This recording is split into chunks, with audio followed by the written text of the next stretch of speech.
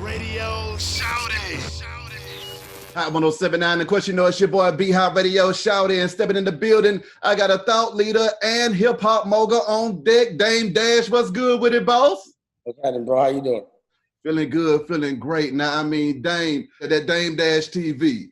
I had a chance to go through it, man. I've been watching it for a minute. The content on there is awesome. I mean, obviously, it's all original content. Now, starting a record label is one thing, but cranking up a whole television network and streaming company is a whole nother ball game. What has that been like for you cranking that thing up? I mean, it's been a lot of fun. You know, I did the record label thing years ago, so I couldn't go back and be like, you know, pitching nickels to me just because I did it before. No disrespect to the company or to the music industry, because there's a lot of bread there. It's just I did it. So, you know, the expectation of myself is to do something that, you know, fits the levels that I should be at. And what I noticed was, you know, number one, we were outsourcing so much shooting music videos and we making the clothes. And, you know, I like to make movies. It just made sense for me to have my own television network. And, you know, when the internet hit, because I'm always looking for independence, I was like, oh shit, I could do it. And I didn't feel the need to outsource. Like, I always feel like a Johnny if I'm paying somebody to do something I know I could do myself. Like, I always feel like the plug. I could grow that. I ain't buying it from you. I'll grow it and sell it to you. You know, that's my approach on things. So I also feel that I'm also really good at making films. So because I can make films, make movies, I understand the game. I really like ran the cash register there. And because I have a business mind, I'm gonna invest in that. But also I'm noticing that, you know, on every platform, it's not controlled by us. None of them are. Even if somebody says they call BET, they're not owned by anybody, which I think is offensive. How you gonna be a white company and own something that called Black Entertainment Television? Or a record company supposed to be universal, but you call it Black Music? I don't understand that. There's no division called white music. There's no WET, white entertainment television. You couldn't do that. You understand what I'm saying? Facts. So why is it all right to do that in television? And all our stories have to be told by them. So what happens is the television network goes to a production company, buys the rights, and then gives them the money and the budget to go make it, but they own it. We come with the stories. They say, yo, the only way you can tell a story is if you go through E1, a white company, Tara Reid. Tara Long. You know, and you notice I like to call white people out by name. Nobody does that. I do that. You know what I'm saying? Because I'm not going to be fighting each other like they want us to. Like the television networks, when they portray us, they try to get us drunk, have us fight each other, and make our legends look like we dysfunctional. Have us looking desperate and corny. But if we got a story to tell, we can't tell it our way. Well, we can now. So my thing is, you don't tell me what to do. I definitely don't give you my culture to give it back to me. That don't make no sense. Plus, you soft. You understand what I'm saying? So why would I listen to you? So it made no sense for me to be working for a television network or having a TV show. I got to have a network and have TV shows and movies and make Disney. I could do it on my own. And when I do make content, it ain't going to be the content that distracts you. It's going to focus you. It's going to evolve you. It's going to show you the things that we need to do to self-sustain. Like, they give us entertainment that makes us live vicariously through people that don't even fucking exist. It's all a scam for us to fucking fight each other, pay attention to the bullshit, distract us from our oppressor, and really understand how to help ourselves. So the patterns that I'm gonna put out there are gonna be the helpful ones. The ones that tell you what real wealth is, like eating healthy, you know, and taking care of your girl. And if we're gonna tell some stories about gangster shit, we're gonna show the recourse of it and how you learn from it. And it ain't gonna be for nobody that glorifies. It's gonna be some niggas that really did it and did the time for it, period. Right. You know? Right. And we doing the politics thing as well. So we got the, Andre Carson and Senator Eddie Milton and so many others, because these are congressmen and senators that are fighting for us, passing laws, and you never really see them on CNN unless Donald Trump yells at them. So we have to be able to empower our own superheroes, the real ones. And then we got the OSG network with 90 principals, Black principals through the whole country and the whole planet, and we help in education. We're not depending on them to help us. Because I look at education, I'm like, yo, how come this shit look like a jail? Why they gotta have the school look like a courtroom when I walk in? Why they gotta sit behind desks? Why they not teaching us how to fucking pass laws, how to fucking farm? Why they not teaching? I was in school. Everything I do right now, the only thing I learned in school was math and reading and to get the fuck out of it. Because I don't know what y'all got. How is a teacher, not no disrespect to one, but if they not making a lot of money, how you gonna teach somebody how to make money? Facts. So they purposely keep our educators controlled and broke, so that you want to be broke. And if you don't go to school, sit behind the desk, when the sun's out, away from your parents, you only see them when you're tired, from what, 6, 7 to 4, and then you only chill out 2 days a week, and then you go to another school that teaches you that you got to pay for to do that. Then you go to work that looks like school to pay off the shit that taught you how to do it. That's slavery. So these patterns were presented to me, and I didn't accept them. I was like, them patterns don't make sense for me. And I see other people accepting patterns because everybody does, and then they end up depressed on pills, trying to escape the reality instead of just taking care of it. See, I'm about that action. So I don't really want to complain. I'm going to do something. So us having our network also makes it where we control the narrative. You understand? And also people will be accountable. So if you want to keep trying to be racist, you know the way I deal with that? I buy your company, or I put you out of business, and I fire you. That's what I do. That's how I deal with racism. You know what I'm saying? You don't want me in your house, I buy the house and kick you out. It's my house now. And no violence, very legal, just awareness of self. And that's exactly what the network is, period. When I look at the network, Dame, stuff like intelligent boss moves, man. That leads me to this question. Do you think bosses are born or are they made? I think everyone has the potential to be a boss. I think you are born a boss and made a slave. No one's going to choose to be a slave. Who the fuck want to be a slave? You got to be trained to think that life is good when it's not. Yeah, you're born a boss until somebody convinces you you're not. Yeah, I'm born a boss. If I could breathe and I'm control of that, I'm a boss. And anything I own is mine, no matter who you are. You cannot come in here unless, if I'm not breaking no laws, do not come in here. And if you do, it's on my terms or you breaking the law. You know, and I can be confident and arrogant about that as long as I'm not breaking no laws. Facts. And I'm not. It's a way out. And it doesn't have to be illegal and it don't have to be entertainment. Look at the way school programs us, right? Either you get a job or you make minimal money, or you could be in sports and break a social class. The school provides that distraction, which is lotto, and makes it to where you have a choice, school or sports. I'm like, fuck school, I'm playing sports. And if you don't make it, which is 99% of the time, you're not even prepared.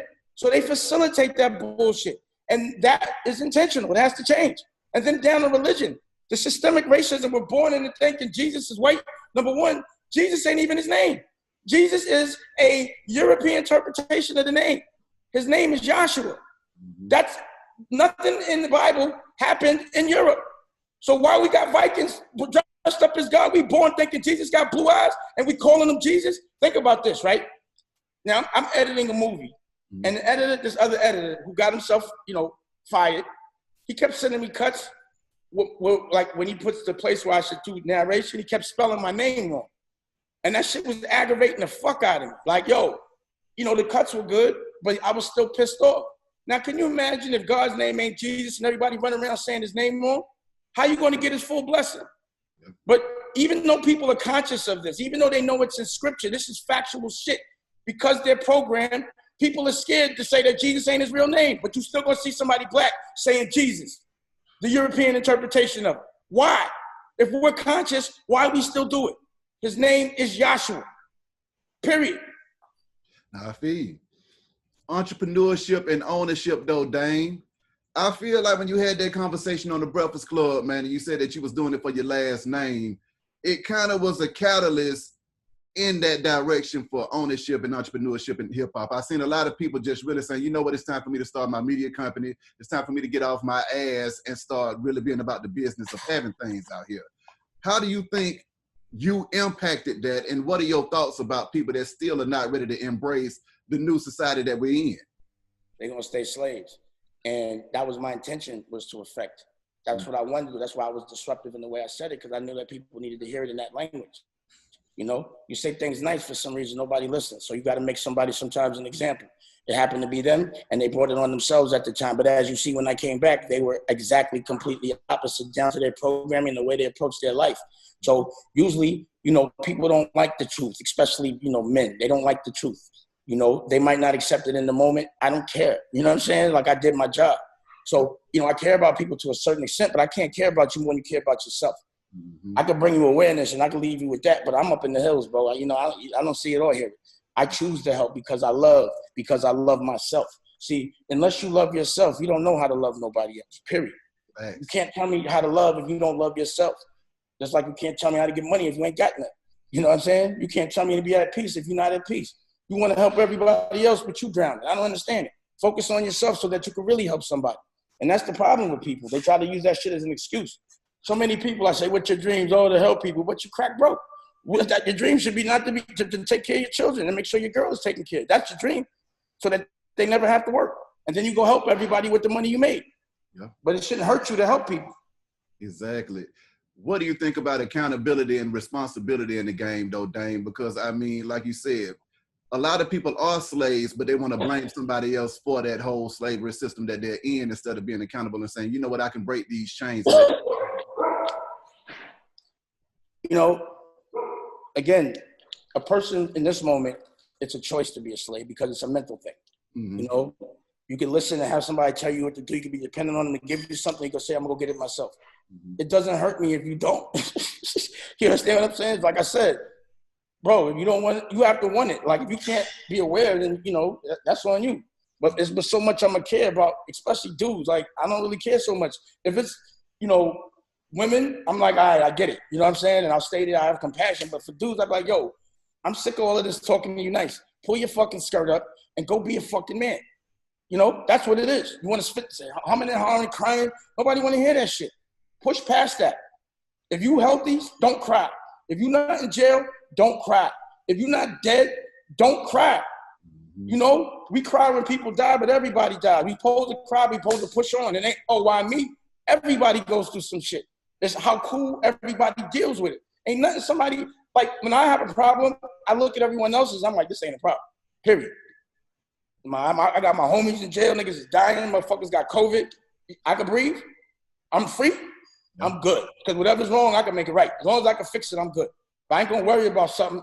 I just don't worry, I don't like it. I think the world is controlled by fear. Fear is the dream killer. That's what's implemented in us to stop us from moving forward. Because everybody, well, I don't want to do it because it ain't no cuz. Do it. Exactly. How do you feel like technology is impacting, you know, the ability for folks to go out here and be, you know, it's everything. It's everything. It cut out the middleman. I'm telling you, once I saw the internet, that's when I said, fuck the music business. And I started making content. I'm like, y'all can stay on this Titanic if you want. Yeah. It's going to be all work. You know what I'm saying? Y'all niggas is trays right now. Y'all deuces. It's too fucking crowded. You know, I don't like hustling on a crowded block. You feel me? I like to be the first one with it, and I can sell as I want. Right now, I'm waiting. You know what I'm saying? Period. I'm Pablo with the content because I know how to do it. Exactly. Nobody knows how to do it. You know what I'm saying? Creating that content earlier on, though, Dame, when you saw that gap and you said, okay, I got to go ahead and get up through here, what was it that was going through your mind at that time when you said, okay, I got to learn this too? Because, I mean, you're coming from an analog age going into this digital age now. Well, first, I learned to let other people learn from me. You know, you got to outsource a lot of things. Thanks. So, you know, being the first person to do things is not always the best because you make the mistakes and you end up paying for it. So, you know, I'm quite sure Facebook wasn't the first stop. It was, what was that first one everybody was doing? Everybody was doing before Facebook? What was that shit? MySpace. Yeah, MySpace, right? Mm-hmm. They ain't here no more, but they was the first, but they gone. So I'm sure Facebook learned from all their mistakes and then came back harder, pause. So I knew the game, but I was like, I'm gonna just lay. I'm gonna just get really sophisticated at making content because at the end of the day, if I ain't got no bullets, the gun don't matter. You feel me? So I had to make the bullets and get good at making the bullets so somebody else can make the gun for me. That's what I looked at it like. That's right. That's right. Now, speaking of that content as well, you know, that Forbidden Knowledge with Billy Carson, man, that was kind of real deep right there now, Dame. Talk to me about this futuristic stuff you on. Well, I mean, really, it's not even futuristic because all of it is in ancient text. the stuff they don't tell us in all ancient texts that you see is that motherfucking, there was an intergalactic space war. Motherfuckers, Anunnakis camped out on Mars, went to Earth to mine for gold for the atmosphere, turned human beings, genetically modified them to make them slaves to build for them, started smashing the women, so fell in love with them. Two brothers that was running shit. One was like, fuck them, but one had a baby with one of them. And they were like, look, flood them out, man, because they're not right. That's what it was, because they was just actually evolving them. They were just flood, they was going to flood everybody out. He was like, nah, they good. Mm-hmm. And he had a son named Noah, and then he gave him a spaceship with the DNA of all the animals, and so on and so forth. Now, this is in text. Mm-hmm. You know what I mean? Mm-hmm. It's in the emerald tablets. It's in the Dead Sea Scrolls. Mm-hmm. It's in so many hieroglyphics everywhere you see. It's, basically I know too much. You know what I'm saying? I really do. And, we're in the Matrix, bro. It really are. What went through your mind when you started becoming inundated with all of that information, though? Dang, you sitting over there, you thinking to yourself, okay, we raised in a regular Christian house and all of this extra stuff, but then this new information comes in and kind of changes the way that you see the world in general. I always saw it like that. It just validated my thoughts. Since I was 19, I had an uncle on my arm. I never believed in white Jesus. I just never did. Mm-hmm. I didn't care. It just didn't make sense to me. I'm just a logical person, and I just always in my brain would be like, but it took place. It didn't take place in Europe. I don't understand. It's not cold. It didn't make sense to me. I always, I read the Bible. Yeah. But there's things in there that just, I could tell you stories about it, but we'd be here all day. But, Bishop Purnell, he knows the history of that work of the scriptures. Mm-hmm. And it's facts. It's not emotion. Mm-hmm. It's not a feeling. It's in text. Mm-hmm. So when you start to see things that, I knew this shit ain't make sense. But think about it. Honestly, if you're really born and you think God is white, what are you really going to think about yourself? You ain't going to feel good about yourself at all. And that's us. That's the racism that comes into play, and we still doing it. So I understand about faith, but you got to say the right name and understand who gave us the name to say. You can't trust your oppressor, bro. If your oppressor gives you anything, you can't trust it. So if I'm a slave, I don't trust nothing master gave me. Mm-hmm. Mm-hmm. Period.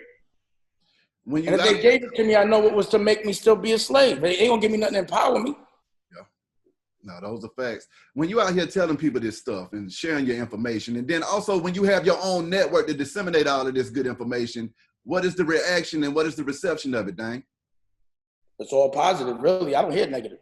Yeah. If you're scared, don't come see me. Because, if you're a brave person, do you hear punk? Mm-mm. I don't hear scared people, bro. That's a different language. I talk boss. I don't talk slave. If you ain't talking in boss, it's just Charlie Brown. Wah, wah, wah, wah, wah, wah. That's all it is. Speaking of boss talk, man, you and Master P got together on the network as well and kicked a little flavor in that thing. Can you speak to me about being a father? Because, y'all were talking about personal stuff and just regular life in general. What was it like for you coming up in the game, having this ultra successful career and still trying to be folks' daddy at the same time? It was my son, Boogie. Mm-hmm. I raised Boogie, meaning I went to court and had custody of him since he was 8. So I was a single father. Damn. And it was fly, I always looked at myself like a rock star, and being a good father, that's what really made me a rock star. Yeah.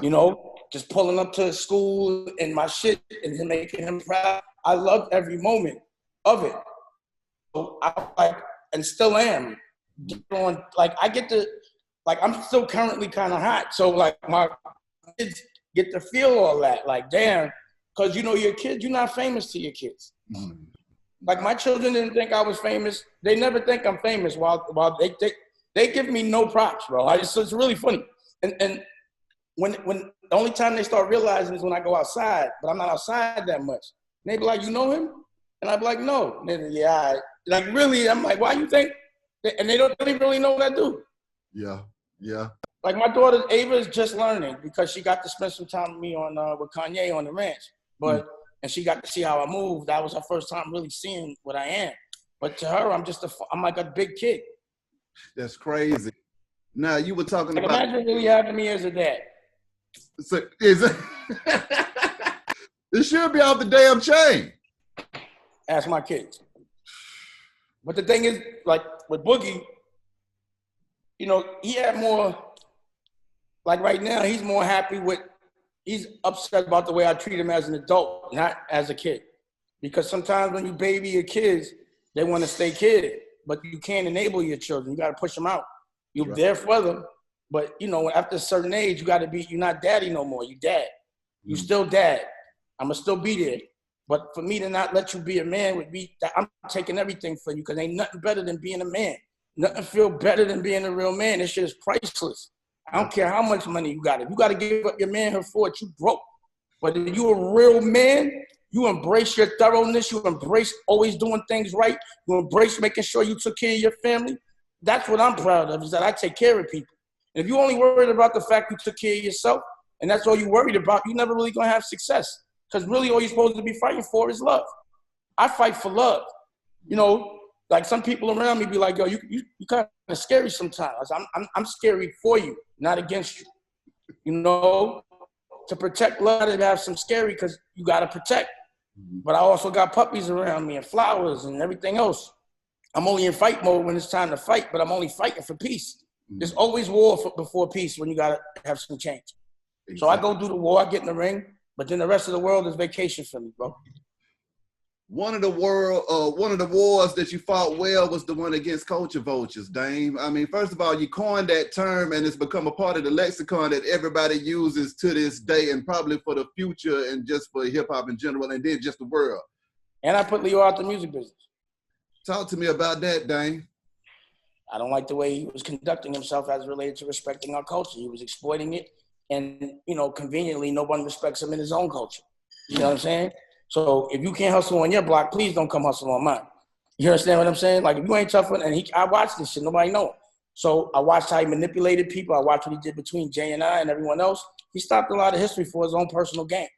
Real fucked up individual. And he was training us, just like really trying to train us to be subservient and to settle, right? I remember when we first did the deal, the co-venture, and I said, yo, what you consider rich? This nigga told me $600,000 after taxes. I said, all right, yo, get out of here. He wanted me to think that. That was his programming for me. I always noticed he lived on Park Avenue, but Kev Lyles lived in Jersey. Why? 2 hours away on a swamp. I'm like, why? You understand what I'm saying? Like, why you not living like him? Why do you think he can have a $12 million house and you should only have like a $500,000 house in the swamp? Why? You know, all these motherfuckers that's taking our culture, if they got more than us, they doing wrong. If you notice, all my artists have more than me. Jay-Z has more than me. Kanye has more than me. All my artists are in Forbes. I teach them how to have more than me, or else I didn't do my job. Woo. Dame, talk to me about that though, man, that giving spirit and then also just working to put people in the game, man. I mean, what is it in you that, first of all, has the eye for talent and sees the greatness in folks long before everybody else sees it? I just look at the truth, and that's my win. Like, my win is looking at other people win, and that's why people don't understand. They be like thinking I'm losing. I'm like, yo, you don't understand. When somebody's winning, they waving my flag.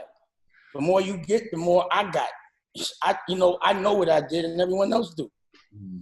You know, if everybody that fucks with me goes to the chip without me, then that tells you something. I don't even teach you to be with me and up under me. And look, I'm a lot of energy, bro. You understand what I mean? Yeah. If you a superstar, you don't really want me in the room too much.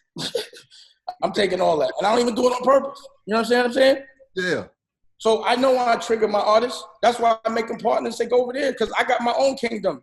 So if you choose to just relax, come see me. Yep. You feel me? I go help you. But, you know, I respect everything about your kingdom. It's yours. But I got mine. You know? So the people around me that are successful, that's my win. That's my W. Because that's what I was in it for. When you say, yo, when you get with someone, especially if it's a dude, the only reason why you fucking with him for is to get some money, right? All right. I did my job. Now, you know, fly pelican flat. Like, I don't want to see I hate to see people I put on or help put on do bad. When I see Kevin Hart, I'm like, I did that. You know, when I see Lee Daniels, I did that. Rachel Roy, I did that. And there's so many others that y'all don't even know. You know? Smoke Dizzle was telling me the other day, he was on the thing and Flex was telling him how I put him on. I was like, damn, I forgot I put Flex on. You know what I'm saying? Yeah. That's why I was bugging when he was trying to get at me. I'm like, nigga, I took the time to make you better. Why you yelling at me now? For a white man. You know what I'm saying? I'm like, did a white man tell you how to do anything? They told you like, yo, stay having a job. I was like, yo, do this, that, and the third, so you ain't got to stay having a job. I try to free niggas, they get mad. You know what happens when you try to free a slave? They get mad at you. See, that's fucked up. Now, Dame, basically what you're saying goes back to the circle of success, man. I mean, can you talk to me about the Best Out crew and how that kind of, you know, shaped you younger coming into the game? Yeah. You know, the DNA, Harlem is my DNA. Burnt me out the minute I really got uptown. And, you know, my block, 42nd Street, I call it my block because I wasn't born there, but I was just there every day. From the first day, I love that block. And the loyalty, the strength, you know, the commitment to honor, and then also just, you know, with the Best Out, just a lot of flash. We knew how to flash, cash or not. We knew how to have fun in an environment where people weren't. And what we knew was, we always know we all look good. That looks so much better than one person in one car and a bunch of whack cars. That looks whack. But when everybody come fly, now that looks fly. That's so right.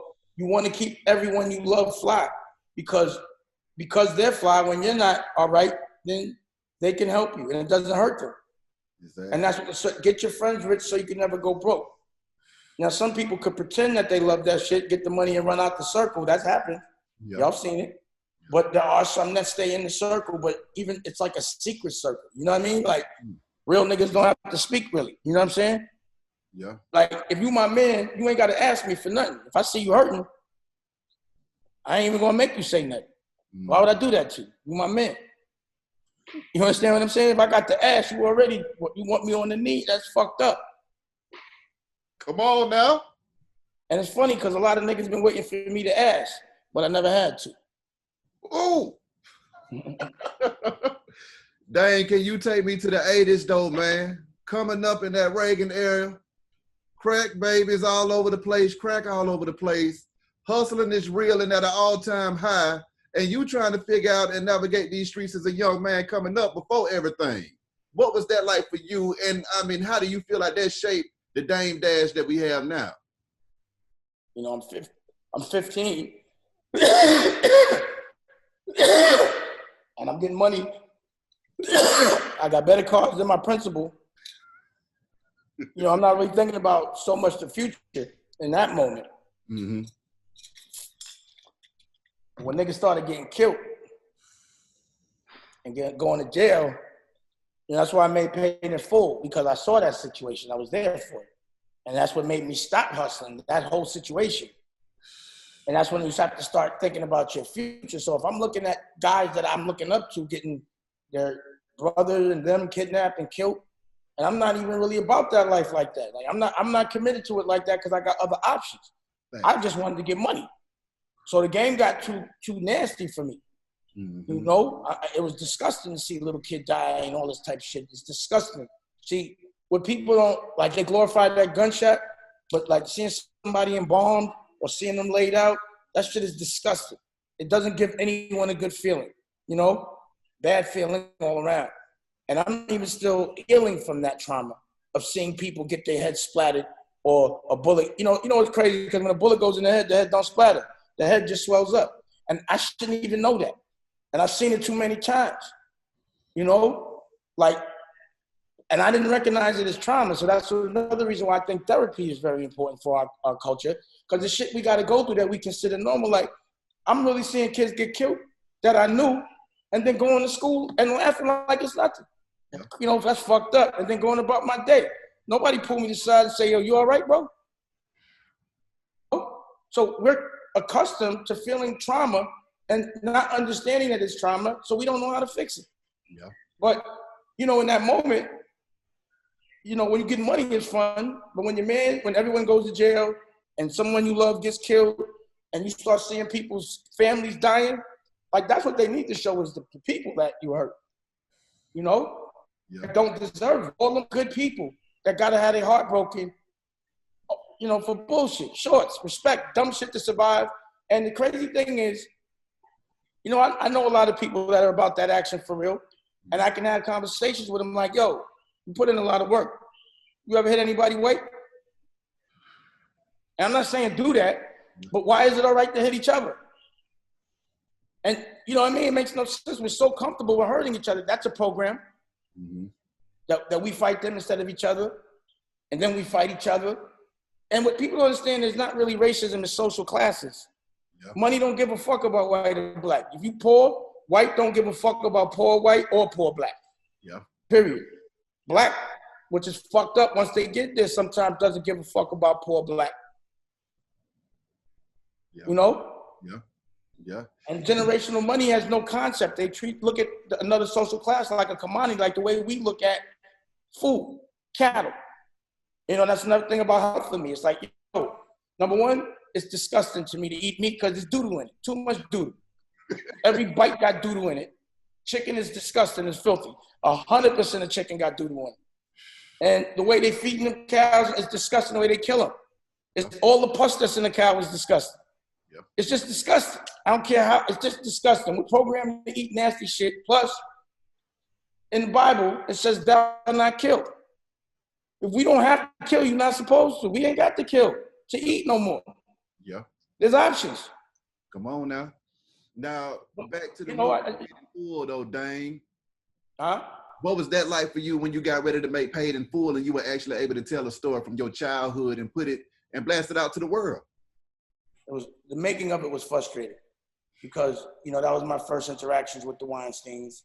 And, you know, that whole process was a fight to get it done the way it was, even to get it where it was at. I thought I wanted it way better, you know? And that's another reason why that experience made me say I'm doing it myself. There's no way these nerds are going to be telling Paid in Full. I got to go through a Weinstein. It made me so mad. I was fighting on Paid in Full, all type of shit happened, you know? All type of shit happened because the movie was real. It's real. You know, people are still affected by that movie today. You understand what I'm saying? Like literally, you know? And having it come out, I just felt it should have came out bigger. It was a fight to have it come out. So it was like bittersweet. You know, like I had to run up on Harvey Weinstein and Bob Weinstein and Ken. You know, like ran up on them. Like actually I ran up on Harvey in Paris. And then he didn't think I'd be in Cannes. He didn't think he was going to see me in Paris. See, what it was the only reason why Paid in Full came out was because I was running into the Weinsteins in places that they wasn't expecting me to be at. So I'd be, I'm way cooler than them. So I'm in Paris doing a photo shoot, you know, with models and shit. He walked in like, oh shit, like he don't even think I got a passport. You know what I'm saying? And then I'm like, yo, blah. Oh, we'll handle it. Yeah, let's handle it then. What's up? You know what I'm saying? And, you know, whoever he was with, come with me because I know he ain't right. You understand what I'm saying? Yeah. For real. Literally.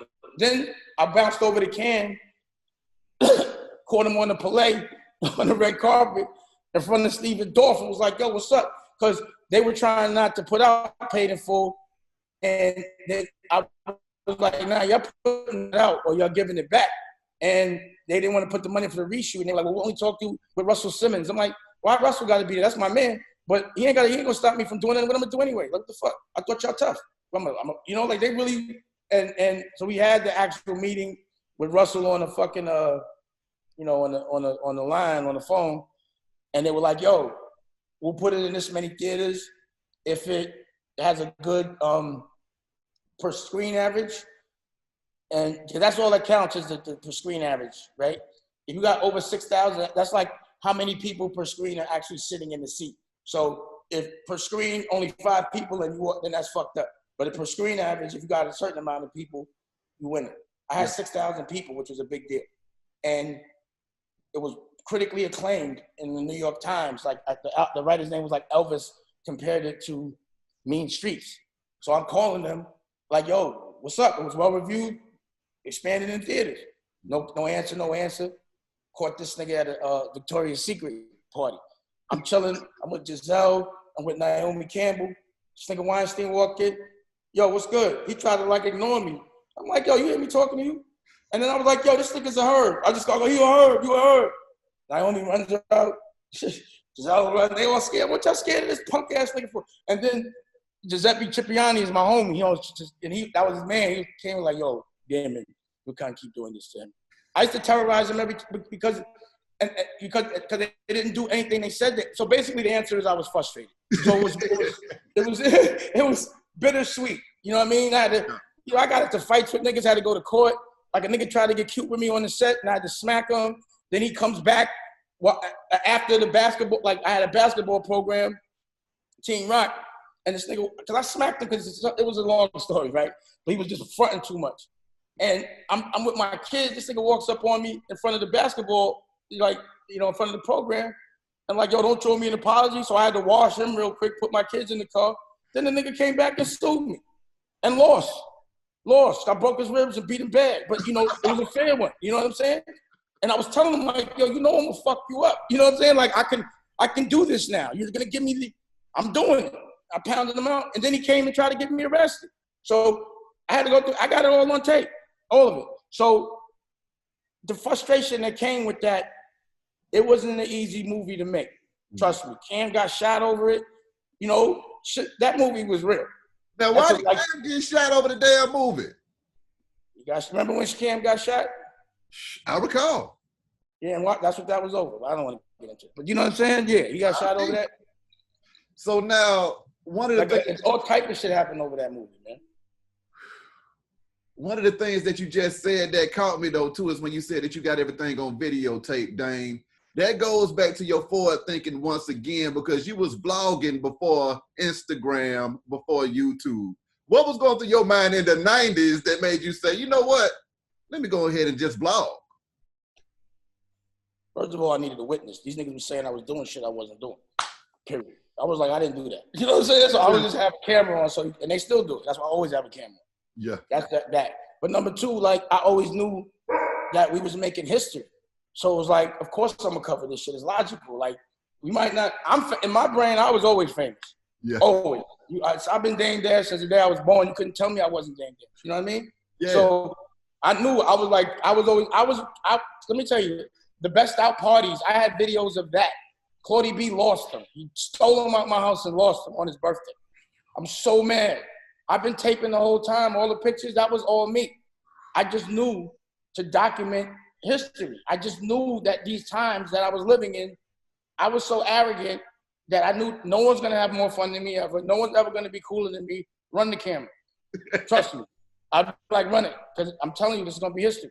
So even with the battle between DMX and Jay, me and Y had this conversation all the time.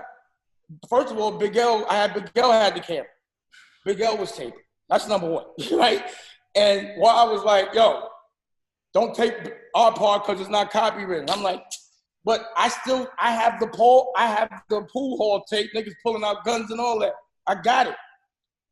What? Trust me. I got it. I taped it. I taped everything. If you go in Dame Dash Studios right now, you could go, it goes to Rock Files. You'll see that original when we went to Atlanta. I'm like 22. And we running around with the shirts and the jackets. I'm taping back then. Because I used to keep cameras with me back then. Because when somebody walk into a spot and they got cameras, they look famous. So I used to just do that because it made us look famous. So I'd be like, have our own camera. So we walk in and we looking like stars and shit. And that's what I used to do. Now, what about when you went into Def Jam offices, Dame, and Rose Hell in there? First of all, I've watched that video probably about 100 times my damn self. Second of all, you did what everybody wants to do at their job. What was that experience like for you when you said, okay, Choke, get that camera. I'm about to go out here and raise hell, and we got to record this. Well, again, I had them record it because I knew they were going to try to say I did something I didn't do, and I wanted to bust them. And the way the meeting happened was so fucked up. It was because my man Babalog, Biggs' brother, had got killed. So the day before that, we had the wake, and that was like really my first real person in my crew that got killed. Yeah. That shit fucked me up. I'm fucked up, like really fucked up. You understand what I'm saying? My whole team is fucked up. And they do this shit the day after and then try to say they sent the email knowing we was all at the wake. So I was like, that's dirty. But what was even dirty about it was homie set the meeting up the whole time. I didn't even know. That's what I found out. That was what was fucked up. You know, in that moment, you could have never told me he set that meeting up. Man, giving them the business, giving the Weinsteins the business, Dame. I mean, talk to me about just the confidence and the bravado that goes along with that. Because, you know, I'ma just be real. Most folks ain't gonna do it, Dame. They just gonna let it slide. They gonna let it slide. Why are they lame? You're not gonna let it slide on the block. So somebody step on your sneaker, you want to punch him in his face, but a nigga disrespect you for your money, for your kids, and your culture, you're gonna let it slide. I see a lot of real tough niggas let it slide with some lames. And these niggas is nerds. I don't get it. Like, we ain't doing nothing illegal. Ain't nobody hitting nobody. So why is everybody afraid of these motherfuckers to even tell them about themselves? I don't get it. Because they think they the plug. They not the plug. I'm the plug. Period. That's how I look at it. If I'm not, I'm not buying it. I don't want to be in the game till I am. Period. If I'm not the plug, I'm not coming through. I can't talk to a lame. I can't talk to somebody pretending to be the plug that's not, and everybody think he the plug. And he talking that shit, controlling something on me. How am I a man or a boss? I have a boss. How I'm gonna say that? If another man controlling what I'm doing, how the fuck am I gonna call myself a man? How am I gonna call myself a boss? I gotta ask. Bosses don't ask. They're polite. They're courteous when they feel like it. You ain't never lied. You ain't never lied. So now, one of the things that I had to say about what you were just saying right there is it because you a hustler? Because see, this is the other thing, Dame. The reason why a lot of folks shut up is because they ain't man enough to hustle and get it right back. So, I mean, is that the confidence too that you said, all right, I'll go out here and just hustle if I got to, regardless of the outcome of these situations? Bro, I could sell anything. As long as there's a flip, I don't need a boss. And that's what I learned in the street. You know what I'm saying? Like, yo, I've been cracked. Everyone lost, you know, had that run where first you hit a nigga with a pack, he run off. Another nigga, he got busted. And then all of a sudden you ain't got no money to re-up. You got a little bit of money. You got to flip back up. You might have to put your shit in the pawn shop, but you get it right back. You just get put on your army fatigues and you hug the block. You know, that's when you grind, when you on your grizzly. So I could always just stand outside until I get money. But there's always money to get as long as there's customers. As long as somebody buying something, I'm going to have something to sell. That's you know, and in these moments, it don't have to be illegal. Mm-hmm. You know what I'm saying? Before, it wasn't no internet, a lot of things. Before, that's all I knew. That's what was presented to me. But once I saw other things to sell, I could sell clothes, I could sell art, I could sell movies, I could sell, nigga, I don't need ever, and the margins are better. So I'm like, yo, this is like, if I could sell drugs, then I could sell anything. But, you know, a lot of people wasn't good at selling drugs. Mm-hmm. A lot of people, you good at selling drugs, if you get in this business, you're going to go ham. And, you know, I'm not even going to say that, but look at those that were from the game that got there. Niggas be like, oh, we're going to get money forever. Only thing that fucks it up is when you do some stupid shit. That's why I be here. I don't do no stupid shit. I be like, I'm chilling. I'm chilling. I know I can get loose when I'm drunk. That's why I stay in. You know what I'm saying? I know my triggers.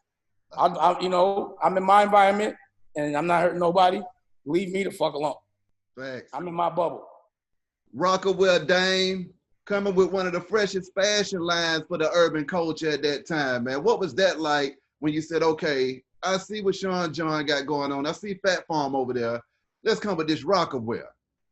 What was the impact and how did you get that done? Well, what happened was, you know, we was wearing all that iceberg and everything we was wearing was blowing up, you know, and I saw Russell getting money. Sean John was just about, I remember going to Puff's office or something and he had all the samples in his office. They hadn't quite come out yet. So, you know, we always had our thing. So I'm like, all right, I got to handle that anyway. But I was already making my own rockwear from the beginning. Mm-hmm.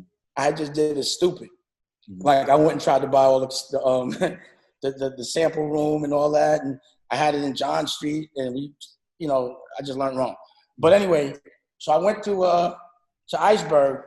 The sales lady put us, because the sales lady knew what was going on. So she put us with the Italian owners. I wanted to talk to them. And they were so fucking rude. They were like, I was like, yo, we want to do a clothing line. Nah, I can't do that. We want to be in a campaign. Can't do that. Oh, we need some clothes. Oh, we're having a sample sale. Okay, fuck you. I'm not wearing this anymore. And I went to Russell had put me with these Russians, Alex and Norton, to make my jackets. Mm-hmm. And when I went in, I seen they had a couple of clothing lines. One was like Woo Wear. And I was like, yo, bro, I'm about to do this. If y'all show me how, we could get money. Mm-hmm. And they were like all over it. And then the Hard Knock Life, I made samples. I just wore the hat and the clothes the whole time, you know, so people could know it was real. And, you know, the rest was history. But, you know, to me, mm-hmm. all of the stuff that was happening was supposed to happen. Yeah. Like, you know, I've been sitting back watching. To me, I wasn't getting enough. I was always disappointed on what the money was once I got there. Mm. So, you got to think, I'm young, you know, even I always had bread or whatever. At 17, 18, I'm watching Run DMC and everybody getting money and Hammer, all this, niggas is getting money. And when they start rolling, Dre and all that, everything's rolling. Like, it's crazy. So I'm like, damn, we just sold 5 million records. Where the money? Where the fuck is the money? Why am I don't feel comfortable. Mm-hmm. And everyone looking at us like we getting it. I'm like, we not really getting it. You know, we just know how to, you know what I mean? But it wasn't no real money. You know what I mean? It was like, this is going to run out. You know what I'm saying? So I always felt scared. That's why I was always doing new shit. I was like, yo, I'm not comfortable with 3 million, 4 million, 8 million in the bank. And that's supposed to be the big lick. I'm spending that. The things I want to invest in cost more than that. So every dollar I ever made, like if I get 5 million, 8 million, 2 million, right back in the business. Because what I'm going to do, spend it. Yeah. So it'd be like, niggas, oh, you broke, nigga? I ain't broke, nigga. I got businesses. I invested in Rachel Roy. Yeah. You know, I invested in Lee Daniels, things that are going to yield later. Residual income is not what they were teaching us. So, you know, when you were an artist, unless you really get a sick catalog, like Michael Jackson or some shit, that shit might not hold you down when you're 50, 60. So what I'm seeing right now is a lot of rappers that are older working harder now than when they were younger for littler crowds. And I'm like, first of all, I'm not gonna be jumping on those stages pouring champagne. Nobody wants to see Dame do that this age. You know, that's corny. So I was just always looking for the bigger lick. I was never comfortable. Mm-hmm. That's why then I did Rachel Roy, you know, even Ryan Kenny out there. I funded Kenny Burns and Ryan shit. You know, they don't talk about that one, but ask him. You know what I'm saying? You know, ask Ryan to pay off some of that bounce. You know, I'd be like, yo, what's up? I thought, you know what I mean? But anyway, that's my nigga. Big shout out to Kenny Burns and Ryan. You know, but bottom line is, I never felt comfortable, especially you gotta remember, homie was quitting every day. Like since the first album, he quit. Every fucking album, he retired. So we always had niggas like, yo, I'm not depending on this nigga anyway. I already know what he's about to do. We always knew what he was gonna do. You understand what I'm saying? So I was just always prepared. Well, now you can see it in the business actions because you had so much other stuff going on outside of just the music. But the music wasn't no money. I was off the music, bro. After we sold 5 million, it didn't make enough money. You understand what I'm saying? I was like, nah, I worked too hard. I argue with nigga. I feel like I'm putting my life on the line. We going to low. Yeah, it's too tough. It was like being in the street, and it wasn't enough money. It wasn't enough money. We made money when we got with Rockaway. That's when that money started. What was going through your mind, and what did you do when you saw that real money for the first time, Dane? I still ain't seen the real money yet. Ooh. You understand what I'm saying? Like, that shit ain't real money. You can't look at real money, bro. You don't ever see it. You don't see real money. If you can look at your money, you ain't got enough. Put it like that. Exactly. So I ain't gonna lie. I'm proud. Not to speak homie business, but I'm proud of Kanye. He really about that act. He living that billionaire. It's real, and I'm so proud to, like, that's what I'm saying when I see, like, when I really see it, like what it really looked like to be a billionaire. It looked like that. He's having his version of fun with that shit. But I ain't seen nobody, like, I was on Never Neverland, and his shit, he's doing it a little more better than Michael. What? Yeah, because you gotta think, he's selling them sneakers. Mike was just being, this nigga really be about that action. He's selling things. Yeah. Daily. He ain't talking about no past shit. He ain't wearing it on his respect. He talking about that product that he's selling now. And everything that man put out, sell and resell for double, triple. Everything he put out, sells like 4 different times. You buy it from the store, you sell it to somebody else, they're going to wear it, and then they're going to sell it to somebody else. It's art. He did it. I ain't going to lie.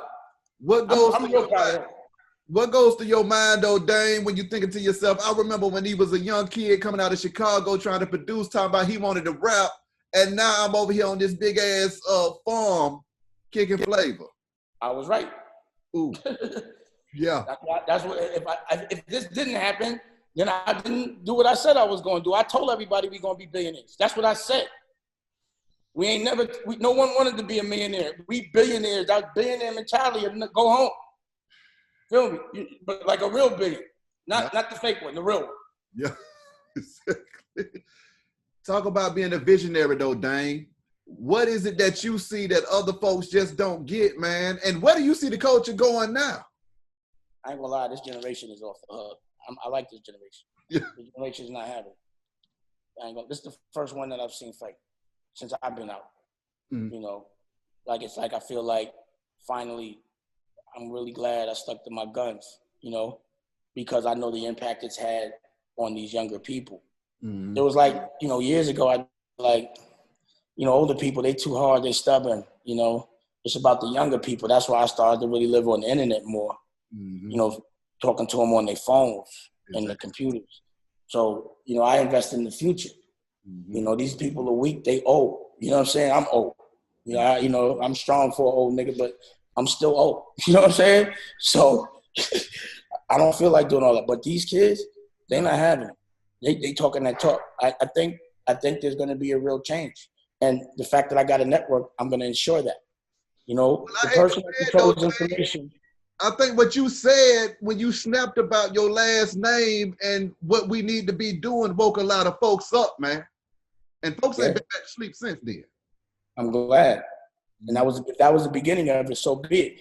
It's funny because, you know, when I did that shit, I broke the fuck out. I went and lived on a farm in North Carolina for about 2 months. Shit didn't smell right. You know what I'm saying? I was like, I'm out. Me and my girl left. You feel me? And then stood in North Carolina for like 6 months. You know, because I know what that message, who that disturbs. Ooh. Talk about it though, Dame. You know, basically you're going up against the power structure. You see, I'm the power structure now. Ooh. See that? Like I said, you start making billionaires, economic power is the power structure, right? You know, you notice the billionaire thing is starting to be a trend. Yeah. What's my rock and roll name? Billy Pablo III. That's from being a billionaire. Billy. You know what I'm saying? When I say Billy, I don't mean Billy Goat. Yep. You know what I mean? I mean Billy. You feel me? Actually, I do mean Billy Goat. I'm going to be the Billy Goat. Mm-hmm. Watch. I'm the Billy Goat. That'll be slick. So now, also, Dame, I wanted to talk to you. Don't let nobody else take that name. If you hear anybody say that, you know they got that right here. You know who's listening. But I'm the Billy Goat. New nickname, the Billy Goat. No, that's slick. That's slick as hell. When it comes to eating healthy and taking care of your body, though, Dame, can you speak to how important that is? Because, I mean, you know, we grow up eating these fast foods and nobody giving a fuck and folks wind up sick and dying. So, I mean, how important is nutrition? It don't matter how much money you got in the world. If you're wheezing, if you're dead, you broke. You'll do anything. Like, I'm sure, and again, anyone that's had COVID, the experience that I've had with people is they're like, yo, I just would do anything for oxygen. Mm-hmm. You know what I'm saying? Like, breath and freedom is priceless when you don't have it. So you have to make sure that you're investing in your organs. Like, a lot of motherfuckers work out every day but still be eating nasty shit. Mm-hmm. While I'm coughing. That's the number one killer of us right now. Yeah. It's diabetes and heart disease and cancer. And that 100%, the number one cause of that is meat. Facts. That's a fact. Yeah. You know, damn near they said 1 out of 3 people gonna have diabetes in the next fucking 10 years. Crazy. The food ain't made the same as it was before, you know? And you got to think of the food that's made available to us. It's a program. Why you think these foods that can, like, I got friends that were straight gangsters dying from heart attacks, not bullets. You know what I'm saying? Yeah. And that's crazy to me. I'm like, this is how he went out? That's crazy. Yeah. A cheeseburger killed this nigga? That's crazy. You know? So you got to. And then you got to look at the future. Like, I'm diabetic. And, you know, I remember, damn it, everybody has that uncle in the room that's missing a leg. And they got to take care of them and all that. I'm not going to let anyone see me like that. It will never happen. Yeah. You know, I'm not going to put myself in a position that the people that I take care of now got to change my diaper.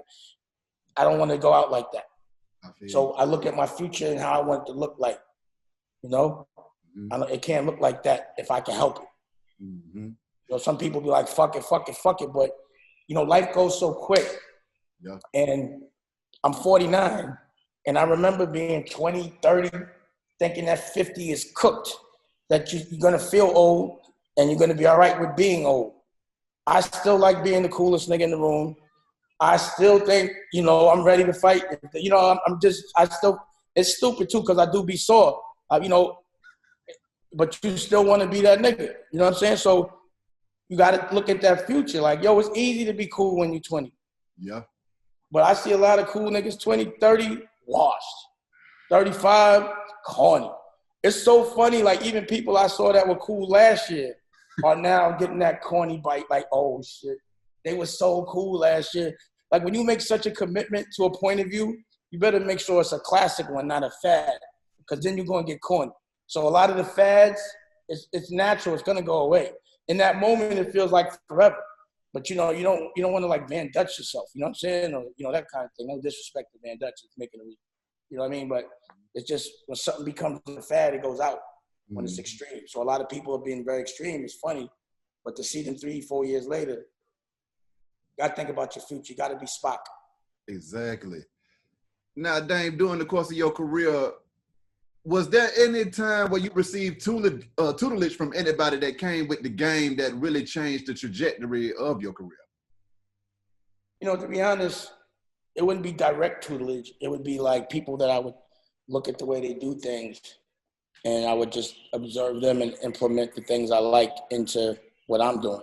You know what I'm saying? And it's funny because I'm in so many different kinds of businesses and cultures. I might take something from one business and put it into a culture, something from a culture and put it into a business, and so on and so forth. Today's Tuesday, right? Yeah. And so on and so forth. So, yeah, it's interesting because where I do things is art. You know what I mean? And unless it's like art, unless it's different, then I really don't want to do it. You know what I mean? Because I never want to fit in. I never want to look like atmosphere. I always want to stand out. If I'm doing everything everyone else is doing, then to me, I'm doing the wrong thing, unless I did it first. And then once everyone's doing it, I usually go to something else. Yep. You know, my perspective on things, just because of the longevity of it, my programming, the way I see the world is probably, I would think, 5 billion% than most, just because of my programming. It's been so long. You know what I mean? Like, I never really wasn't free.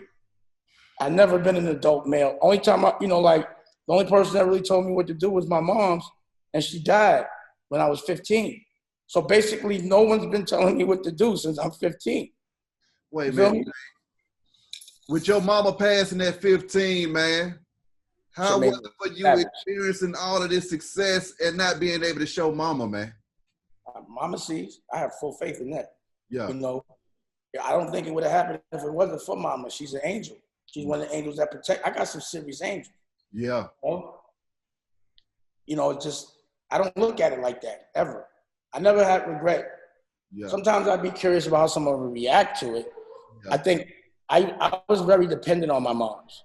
You know, her death is what made me fearless. You know, I was soft before my mother died. My God. Lastly, Dame, what is the advice that you got to this next generation coming up from your mind? What is it that they need to be doing, and how is it that they need to be carrying themselves and handling business coming out of this COVID-19 in 2020? Well, it's an interesting time because the world will never exist the way it once did.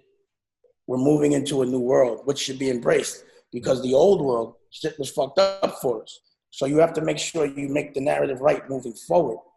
I made a commitment when COVID started to come out 10 times stronger than I did. Yeah. You know, because while I'm a general, I'm in war all the time, you know? So when the war happens, I'm looking for it, like, yes, now I'm gonna show y'all motherfuckers what this shit is about. And all these soldiers are gonna sit there and wait to be told what to do. And they were being told what to do by fake generals, by real soldiers, and they're stuck. So while everyone's sitting still, I'm like, yo, I own everything. I got my own cameras. I got my own, I can work during COVID in a safe place. You feel me? Because I ain't got to wait for nobody to tell me to come to work or not come to work or how to come to work or any of that. So I was able to make, I made, first of all, just like with this comedy, Cynthia, we did like 19 episodes. I shot a documentary, 1, 2, 3, 4 movies, bro. Damn. That's crazy. That's crazy right there. Well, I'm prepping to shoot a zombie one because I'm bugged, right? Because to me, again, my hustle mentality is like, yo, if I got a block, that block got to be clicking. I got to have work. I got to have product. And if the block is clicking and I ain't got no work, it drives me crazy. I just could never do it. I'll go get, and I can't sell no bum work because I ain't go, so I can't. So I'm always thinking, yo, I got to keep this work. I got a network. That's right. So I'm like, nah, I want to do one a month. But again, in spending time with Kanye, what I learned is I have to really focus to be great on product. Like I'm a big picture guy and I want a volume. But sometimes you got to just, you know, I got to just really just focus. So my version of focus is editing 4 films at the same time and not shooting one. But at least it's a start. You know, like I said, I also think therapy is important. And I talked to my man Taj. You know, Black people don't get therapists. So the study therapy comes from the study of white people because there's no Black people to study. So sometimes it's hard for a Black person to even talk to a therapist because they haven't been trained right. It's not trained for us. So I got to find the right person that understands your language, you know, someone that comes from your same trauma. Because like, how could someone that's never been through anything near your trauma really conceptualize it? Like what it looks like to see somebody killed or go to jail or die in a car accident. Like I see every fucking thing that almost every way someone could get killed or die, I've literally seen it. You know what I mean? With my eyes. And it's not a thing that I've ever looked at as something that hurt or that affects me. But I know that there's certain things, no matter where I'm at, I'm not sitting with my motherfucking back to a door. You understand what I'm saying? Ever. You understand? No, it's just PST. I don't trust people. You know what I mean? I know I'm looking all the time. You know what I mean? Like I still feel like I'm outside and I'm not. I would like not to feel like that. You understand what I'm saying? I feel you. When it comes to that post-traumatic stress though, Dane, how do you deal with it now when you look, do you look back on your life and you say, damn, that was fucked up as hell back in the day, but I didn't recognize it as being fucked up. Now when you unravel it and unpack it, or, and what was those times? When I was young, it's crazy. That's what I'm saying. When I look at it now, I'll be like, oh, it was nutty. You know, it was just that I know, what I do know is that when you're young, you really feel invincible. And what you have to teach the young kids is, yo, you're not invincible. I know you feel invincible. Don't get hurt to learn that you're not invincible. Nobody's invincible. You always think nothing will happen to you that happens to everybody else. Every fucking thing that could have happened to me has happened, bro. You understand what I'm saying? So I'm always making sure that, you know what I mean? Like who loses this girl in a plane crash, bro? You understand what I'm saying? Like, what type of time is that? Yeah. But it was Aaliyah. Like, I don't regret it. I wish it never happened, but I would never, if I knew that was going to happen, I would still have been there, you know what I mean? Unless I could have prevented it. But the time I spent with her was heartbreaking to lose her. But it was priceless. Yeah. Priceless. You know, like, but I dealt with the pain and the trauma that comes with the exposure of love. Mm-hmm. And I'm still not scared to love. So a lot of people lose people and they just get scared. I think it's a test. Mm-hmm. I'm gonna give more love, and then I can recognize love and learn how to protect it better. That's why with my girl now, I know how to appreciate a woman, but I appreciate it every second when we leave. Don't think I didn't. Exactly. What is it like for you now, though, Dame, when you're watching movies and documentaries about folks like Biggie and Aaliyah and stuff like that, and you actually knew these people and just seeing their images living on how it's been going on, man? I mean, how does that impact your psyche? It's mind-blowing. Yeah. Because in my brain, I'm a regular dude, so that shit ain't regular to me. And that's what's great about, I think, with when you really can sit back and, like, appreciate your life instead, like, you look at the light instead of the dark. Mm-hmm. See, I always think you have to find the light in the dark. That's the challenge. Like, if you go through pain and you don't figure out how either someone can learn from it or you, then the pain is in vain. It's a loss if you don't learn from it. Mm-hmm. But it's a learning experience if you gain something from it. And even in COVID, I learned something. I found the light in it. In every death, I find the life because there's a yin and a yang. Yep. You know, there's equal both. It's just depending on your narrative.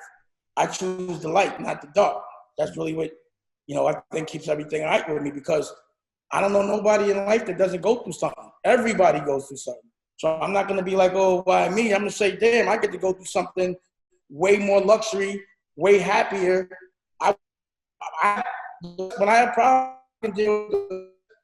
Like, you know, me and my girl lost a baby last year, you know, at 7 months pregnant. Oh. You understand what I'm saying? Yeah. But a year ago. But right now, or 7.5 back. So we went to Hawaii, healed, came back, and got right back on it. And now that's not to say it's lost. It's a memory that we learned from, and now she's actually being there to help other people that need it. Yeah. I always think something happens to me, like I became diabetic, because I could deal with it and help others that can't. So being a king, you're not a king unless you fought front line, or unless your people could see that you rose from the same shit they rose from. Mm-hmm. And that's why I'm like, I'm diabetic just like you. Everything y'all go, every problem that you have, money can't pay for certain things. Mm-hmm. You can't pay for somebody not to die or not to be healthy. Yeah. You can't pay for that shit, no matter how much you can. You can't pay to be happy. Mm-hmm. You know? I see so many people with so much bread and they fucking miserable. I'm like, I don't get it. Yeah. And then I see a lot of people with no bread, they happy every day. If you miserable, you're going to be miserable no matter how much money you got. And if you're happy, you're going to be happy no matter how much money you got. But you know what, Alice?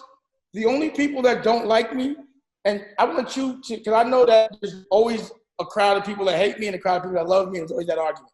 I bet you the people that don't like me are miserable. Just look at that common denominator. What I notice is that I trigger miserable people. Happy people love me because they're like, that nigga mad happy. And miserable people be pissed because happy. They don't understand it. Yep. Name me a Donald Trump fan that's happy. Seriously, like, you know, it'd be black people sometimes. I'll be like, what? And they're miserable. I'll be like, because you're miserable, of course. That nigga don't look happy, do we? I gotta ask. If a nigga don't know how to dress and a nigga don't dance, that means he don't laugh. He ain't happy. If you're not getting fresh, I don't care. If you're not fresh, you're not happy. Period.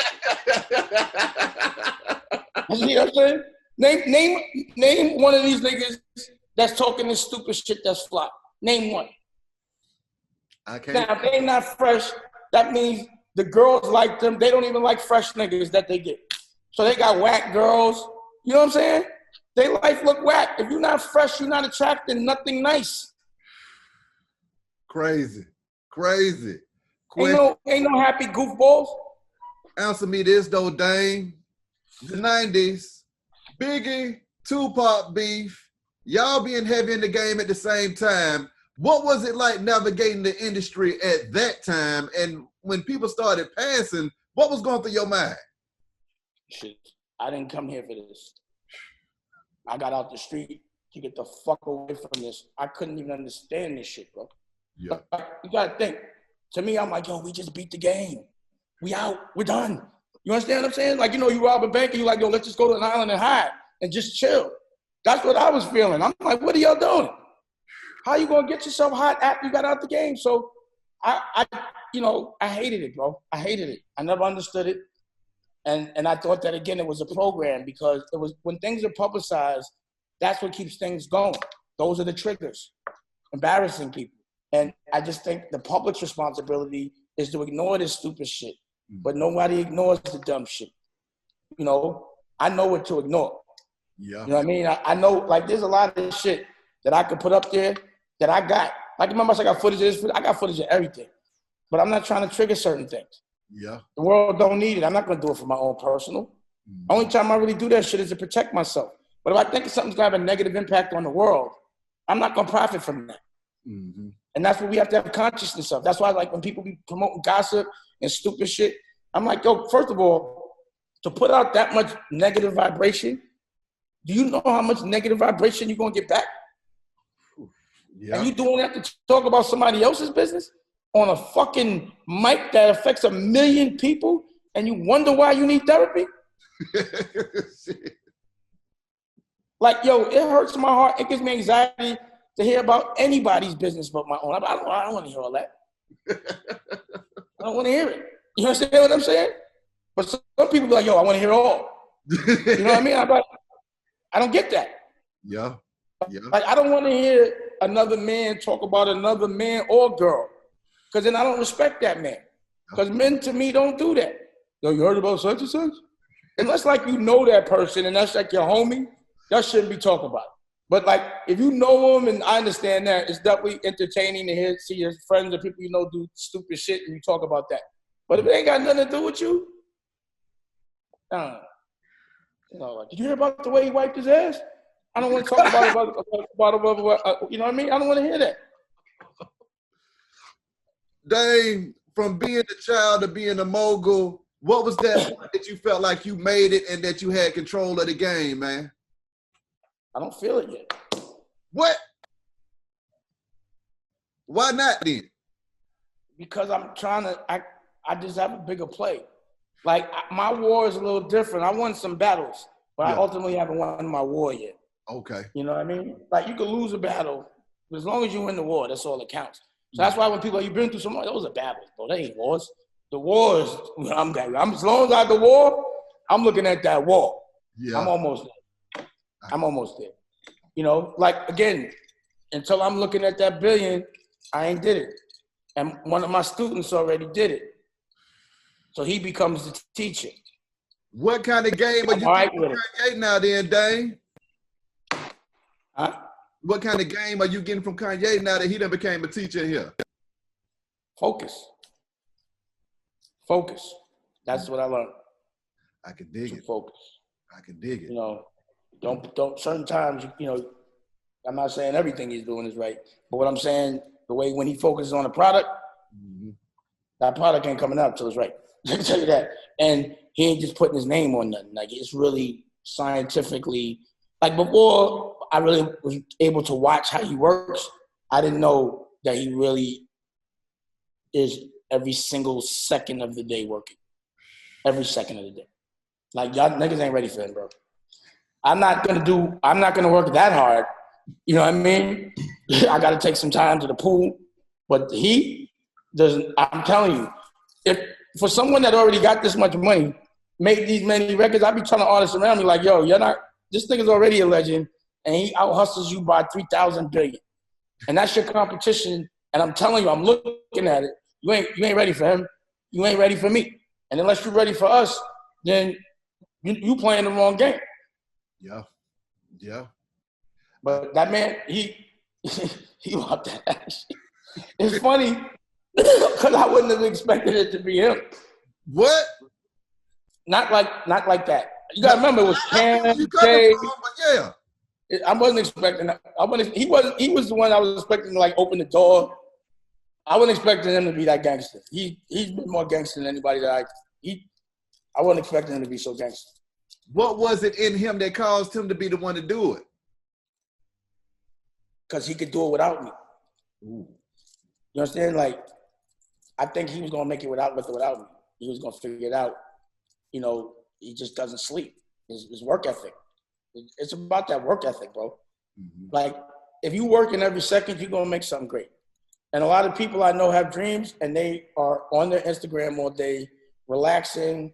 You know, when it's time to work, they act like they already got $1 billion. But like for me and him, every second of the day that we're awake, we're doing something that's going toward, you know, our business or our creativity. Like, we're just always doing something. He's like me on, like he says it, like he's the fire. He's like the dragon version of me. Like, you know what I mean, like he wants all that shit. Like, I'm kind of like I'm like I'm like the rock star guy that wants to just chill and smoke weed, and he's the one that wants to be like, I'd be like, yo, can we chill? Nah, fuck that. And that's what I'm saying. That it's a different kind of gangster, but it's gangster. Like, I can't control him. Like, trust me, I'd be like, chill, man, let's relax. But it's always major.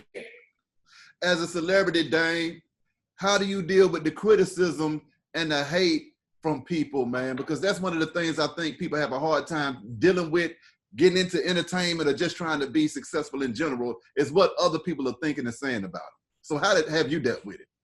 I don't give a fuck. I really don't. I've tried. I just can't. You know what I'm saying? Like, I don't care. You know what I'm saying? Like, why am I going to care about some lame? I just don't give a fuck what anybody says. All I worry about is the picture good. Like, is the picture good? I don't even read the story. You know what I'm saying? I don't care what somebody says. You know, it's like, if you're a basketball player, you really care what a fan thinks? They're not playing. Yeah. You know, I care about what my family thinks, and I care about what people I respect think, because if I'm doing it wrong, I want to do it right. Mm-hmm. But I have never really felt so much hate in person ever. Mm-hmm. Ever.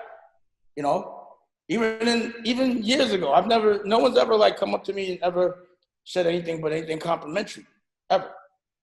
Thanks. You know, because the thing is, I'm fighting for us. Mm-hmm. So, like, you can't be mad at my tone of voice if I'm fighting for us. Yeah. You know, you can't be mad at my tone of voice if I'm trying to help you. Mm-hmm. You know, like, at the end of the day, it's just love, bro. You know, and again, a lot of people don't know how to accept love because they don't know how to love themselves. Thanks. So you don't even know when I'm trying to help you. You getting defensive because you're scared. Like, oh, you trying to embarrass me? I'm trying to help you, bro. What's embarrassing is what you're doing that you don't know. That's right. It's like you got a booger on your nose, on your face, and you walk around thinking you cool. Yo, wipe that booger off your nose. Oh, you trying to snap? Nah, nigga, you got a booger on your nose. You understand? I'm not gonna let you do that. Now you mad at me because I don't want to see a booger on your nose? Now, fuck, I'm out. You know what I'm saying? I'm trying to help you. I feel that, man. I feel that. Well, Dane, appreciate your time, boss. How can them folks stream the platform and get down with the movement? Just go to Dame Dash Studios and order it. You know, I got a lot of cool shit that's happening. I can't really say it right now, but some cool shit. I see you got a lot of plaques back there. Huh? Oh, yeah. YouTube and show me some love. The boy, little baby, man. I mean, I broke him back in the day. Lucci. Oh, man. Rich Homie, them family members right there, man. Y'all rolling over there. Yeah. Nah, folks getting big. Congratulations, bro. So appreciate it, man. Appreciate it. That's good. Keep evolving. Oh, I got to do it, man. Like I said, a lot of the game that I'm implementing right now, Dame, is coming out of your playbook. So you ain't even know it, but I got some shit up my sleeve too, man. And I mean, it came directly from the horse's mouth. So I just want to say thank you for being a good leader, a thought leader, and somebody that's really moving the culture forward with the stuff that you're saying at the same time, man. I appreciate that, bro. You know, I'm just here to help. That's all. Yes, sir. Stay safe and stay healthy. You know what I mean? Yes, sir. Let me know if you need any help, bro. Man, that's how we do. That's what we have to do. We gotta stay. We gotta be the wall. You know what I mean? Exactly. Well, I'll talk to you later, Billy Goat. All right. That happened here.